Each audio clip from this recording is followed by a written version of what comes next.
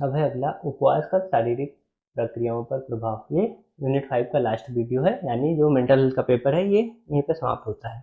अब उपवास क्या है हमने पहले देख लिया है। उपवास जो प्रक्रिया होती है ये सिर्फ धार्मिक और आध्यात्मिक क्रिया ही नहीं है। मतलब हमने उपवास का देखा कि ईश्वर के पास करना है, किसी हमारा मन इंद्रिय ये सब काबू में आती हैं, लेकिन ये धार्मिक और आध्यात्मिक क्रिया ही नहीं, क्योंकि इंडिया में मोस्टली लोग धार्मिक रूप से ही उपवास रखते हैं।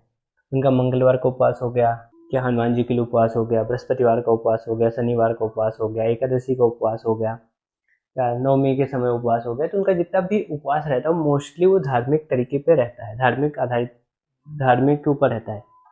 लेकिन सिर्फ धर्म पर ही आधारित नहीं है, हमारी शारीरिक प्रक्रियाओं पर भी इसका गहरा प्रभाव पड़ता है।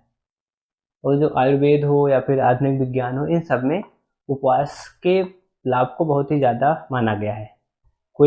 सभी धर्मों में भी उपवास को बहुत माना गया है। हिंदू धर्म हो, मुस्लिम धर्म हो, जैन हो, हर समय में हर धर्म में उपवास को बहुत ही ज़्यादा महत्व दिया गया है। अब हम देखते हैं उपवास का हमारी शारीरिक प्रक्रियाओं पर प्रभाव कैसे पड़ता है। सबसे पहला है डाइजेस्टिव सिस्टम। जो हमारे पाचन तंत्र है उसको आराम मिलता है। उपवास के दौरान हम खाना नहीं खाते तो हमारे स्टमक हो गया, या कहते हैं लीवर हो गया, पैनक्रियाज हो गई, इन सबको रेस्ट मिलता है। और हमारी डाइजेस्टिव फायर जो होती है, जठर अग्नि होती है, वो भी मजबूत होती है। और अपच, गैस, एसिडिटी, इन सब समस्याओं से बहुत ही आराम मिलता है। फिर आ जाता है दूसरा डिटॉक्सिफिकेशन, यानी जो हमारे वेस्ट होते हैं, बॉडी के वेस्ट पदार्थ होते हैं, टॉक्सिन्स होते हैं, वो बाहर निकलते हैं, हमारी बॉडी डिटॉक्स होती है। हमारे लीवर, किडनीज, ये ज़्यादा सक्रिय होते हैं क्योंकि इनको उस समय कम काम करना पड़ता है, तो ज़्यादा सही तरीके से अपने काम को करते हैं। इनको भी रेस्ट मिलता है थोड़ा सा।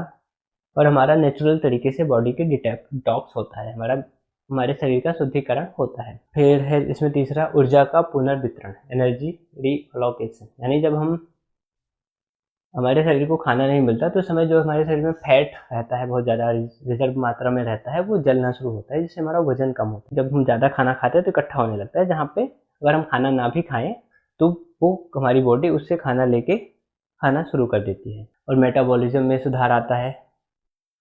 और अगला है इसमें मस्तिष्कीय सुधार, यानी हमारा जो माइंड होता है वो भी अच्छे तरीके से काम करता है। उसमें जो भी उसके हार्मोन्स होते हैं, न्यूरॉन होते हैं, वो शुद्ध होने लगते हैं, अच्छे तरीके से उनका सिक्रीशन होता है, वो सही तरीके से काम करते हैं। फिर अगला है इंसुलिन संवेदनशीलता में सुधार, यानी उपवास के दौरान हमारे शरीर में जो ब्लड शुगर लेवल होता है वो स्थिर हो जाता है। उसके लिए जो मधुमेह यानी जो डायबिटीज़ वाले लोग हैं उनके लिए काफ़ी फायदेमंद होता है। उनका जो डायबिटीज़ होता है वो उसका लेवल कम होने लगता है। फिर अगला है सेल पुनरुत्थान, यानी सेलुलर रिजनरेशन। उपवास के दौरान शरीर में बहुत ही ऑटोफेजी नामक प्रक्रिया सक्रिय होती है, जिससे जो पुरानी और क्षतिग्रस्त सेल्स हैं नष्ट होती हैं और नई कोशिकाएं बनती हैं।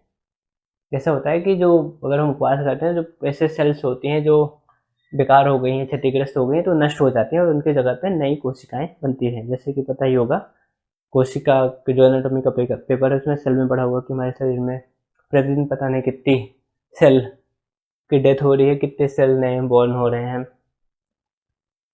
तो ऐसा माना जाता है कि इससे मतलब अगर हम उपवास करते हैं तो इससे कैंसर जैसी बीमारियों का जो जोखिम होता है वो भी कम होने लगता है।